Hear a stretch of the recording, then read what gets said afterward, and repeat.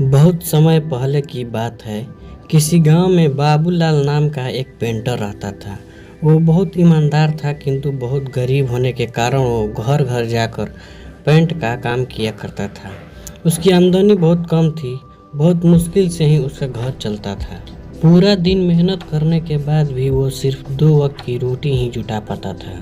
वो हमेशा चाहता था कि उसे कोई बड़ा काम मिले जिससे उसकी आमदनी अच्छी हो, पर वो छोटी काम भी बड़े लगन और ईमानदारी से करता था।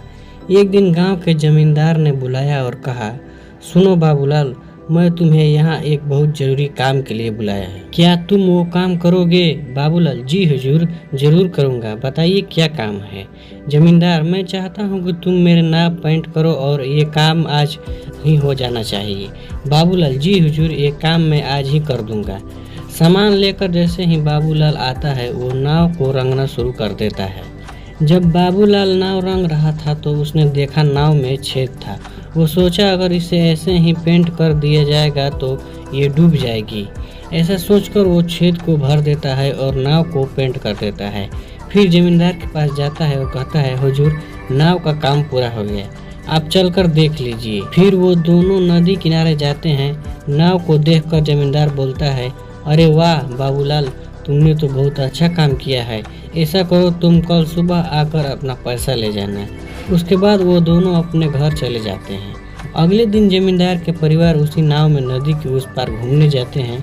शाम को जमींदार का नौकर रामू, जो उसकी नाव की देख रेख करता था, छुट्टी से वापस आता है और परिवार को घर पर न देखकर जमींदार से परिवार वालों के बारे में पूछता है। जमींदार उसे सारी बात बताता है।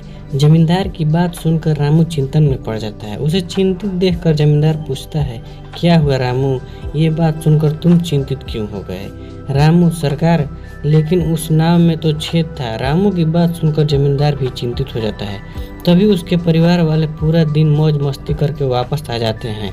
उन्हें सकुशल देखकर जमींदार चैन की सांस लेता है और फिर अगले दिन जमींदार बाबूलाल को बुलाता है और कहता है, ये लो बाबूलाल, तुम्हारा मेहनत का पैसा है, तुमने बहुत बढ़िया काम किया है, मैं बहुत खुश हूँ। पैसे गिनने के बाद बाबूलाल हैरान हो जाता है, क्योंकि वो पैसे ज़्यादा थे।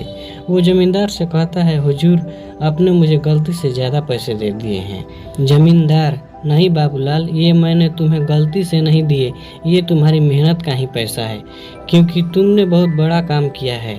तुमने इस नाव की छेद को भर दिया जिसके बारे में मुझे पता भी नहीं था। अगर तुम चाहते तो उसे ऐसे ही छोड़ सकते थे, पर तुमने ऐसा बिल्कुल नहीं किया, जिसके लिए मेरे परिवार सुरक्षित घर वापस आ गए।